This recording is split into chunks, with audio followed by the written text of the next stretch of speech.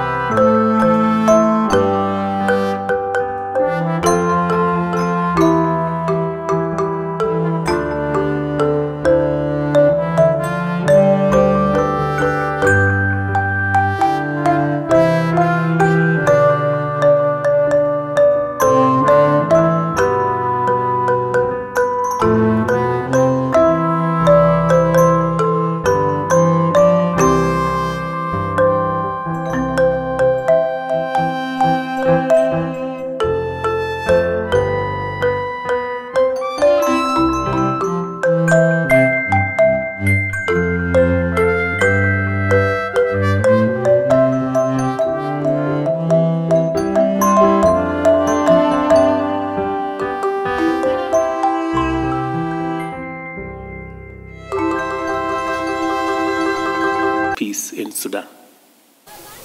People arriving from Sudan get 2 hot meals a day. Usually aid agencies give out food rations so families can cook for themselves. But this is just a transit center in South Sudan. People cross the border with very few belongings. These meals help them survive until they get to their final destination. I have 3 children and this food is not enough to feed them. We are grateful, but it's not enough. Humanitarian agencies say around 6,000 people arrive every day in South Sudan, a country where thousands have already been displaced by insecurity and floods. We have more than 7.76 million people who are facing food insecurity in the country. That's 2/3 of the population. And we are providing assistance to a lot of them, around 5.7 million. So we'll have to take some of these resources to respond to this crisis.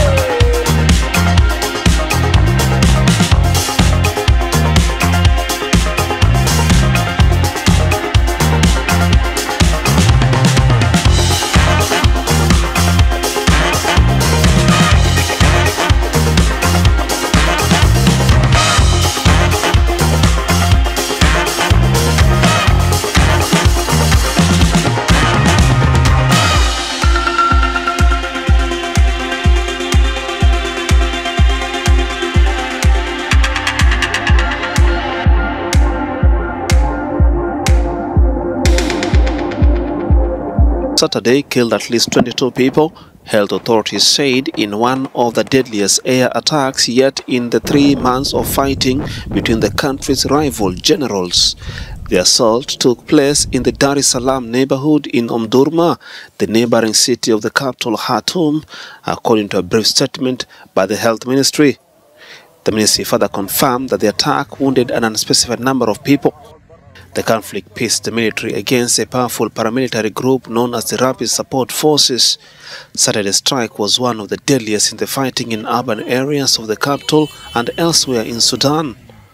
Last month, an airstrike killed at least 17 people, including 5 children in Khartoum. Meanwhile, the United Nations warned Sunday that the conflict-torn Sudan is on the brink of a full-scale civil war that could destabilize the entire region. Around 3,000 people have been killed in the conflict. Survivors have reported a wave of sexual violence, and witnesses have spoken of ethnically targeted killings.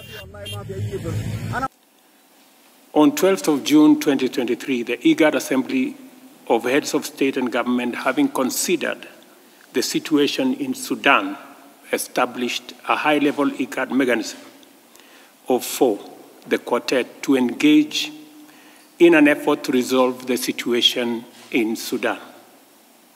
I am delighted to convene this first meeting of the Quartet today. In this regard, I welcome the members as well as the representatives of the 2 parties in Sudan.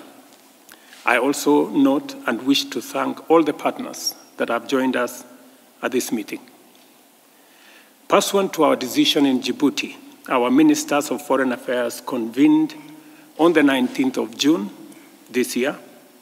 There has been a number of engagements aimed at securing a cessation of hostilities and commencing dialogue at various levels.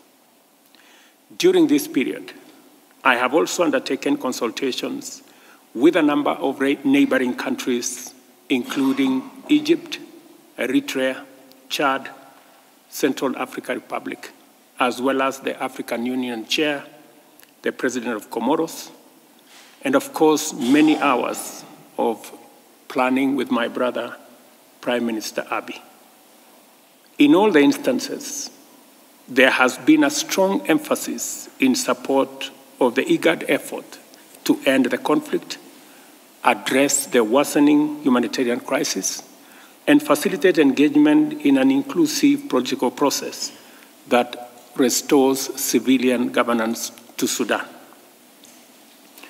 The situation, ladies and gentlemen, in Sudan is grave. As the conflict continues unabated, we are witness to its devastating impact on the people, on Sudan, and on the region. To date, the number of displaced individuals have surpassed the 2.9 million. More than 2.2 million people are internally displaced, while over 640,000 have sought refuge in neighboring countries. Airport. The conflict is now spreading to other parts of the country. Here's ABC's Tom Sufi Burridge. Tonight, violence spiralling out of control in Sudan on a second day of deadly fighting. Tanks rolling through the capital Khartoum, fighter jets circling overhead, firing missiles. Buildings burning. Passenger planes parked at the airport destroyed, at least 80 people killed, more than 1,100 injured. Lakshmi from Boston, a tourist in Sudan. We woke up to the sound of gunshots and bombs here in Khartoum. Right now, she has no easy option out of Khartoum. There were people running and we saw jets and it looked like all-out war was happening like right there. Dramatic drone footage of smoke rising from Khartoum's airport. Lakshmi filming this, telling us she's staying less than a mile from the fierce non-stop fighting. It was like heavy gunfire and like snipers, and so it's very, very, very chaotic. Doesn't sound like it's de-escalating. General Al-Burhan, de facto leader of Sudan and in charge of the regular army, now at war with his deputy, who heads a powerful paramilitary group. The UN brokering a 4-hour ceasefire today to evacuate badly injured civilians. But the deadly power struggle in this vast African nation still playing out.